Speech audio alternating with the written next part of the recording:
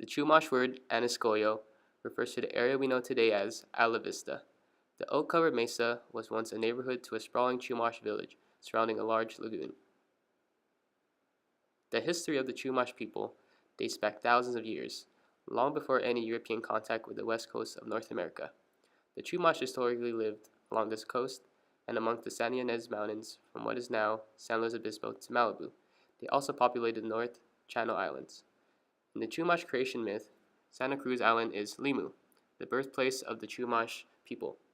Prior to the mission period, the Chumash inhabited over 1,700 independent villages in the Valle, each speaking variations of the same Chumash language. Chumash itself means beadmaker or seashell people, as the coastal Chumash relied heavily on marine resources, including seashells to make beads and other decorative items. The Spanish arrived on Chumash shores in 1542 led by Juan Cabrillo. By the 18th century, Spanish missionaries had begun the Christianization of Native Americans, including the Chumash. They were put to work in agricultural settings at the missions, and their populations were hit extremely hard by colonization, mainly as a result of disease.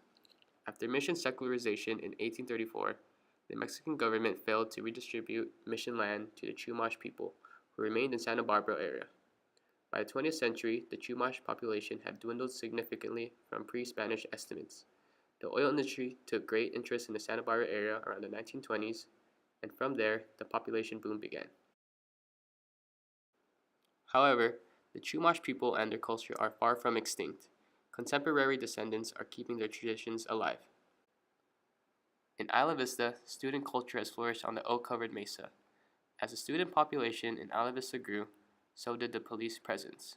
In 1970, things came to a head when police beat a 22-year-old student for carrying a bottle of wine on the street.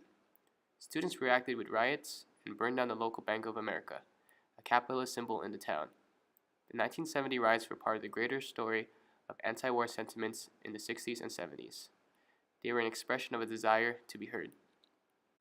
In the 1980s, local Chumash leaders opposed the construction of a gas plant on ancient Chumash burial grounds in the Point Conception area. They brought the issue to the California Public Utilities Commission, and the plans to build the plant were halted indefinitely. The representation of youth and messages of equality and environmental stewardship continue to be echoed today. When the Dakota Access Pipeline threatened the Standing Rock Sioux, the Chumash of Southern California stood with them, holding demonstrations and protesting, even here in Aniscoyo Park. Today, we share so many beautiful things with the Chumash of traditional times. Native plants can be found around UCSB and Isla Vista, plants that the Chumash utilize for numerous purposes.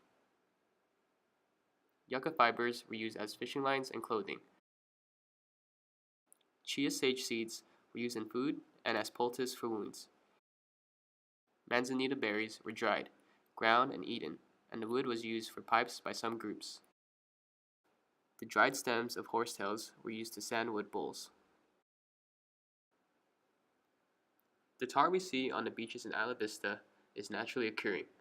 A sticky annoyance to us, the tar was a crucial material used to build tomals, the wooden boats the Chumash used to fish and travel by sea. The tar was used to seal planks of wood together to prevent leaks. In 1976, the Chumash built and launched a modern tomal that was taken around the Channel Islands. Tomal crossings have become a yearly event in Santa Barbara. In traditional times, the land UCSB exists on today was home to a Chumash village.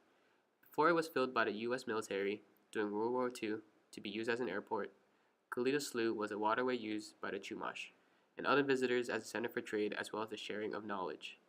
Today, UCSB remains a center for the sharing of knowledge.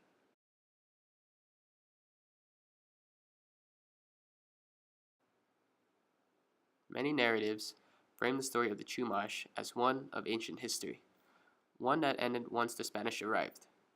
In Isla Vista, a place with rich history and a progressive atmosphere, it is important for us to acknowledge the first inhabitants of this land, respect the land they thrived on, and remember that their story has not ended.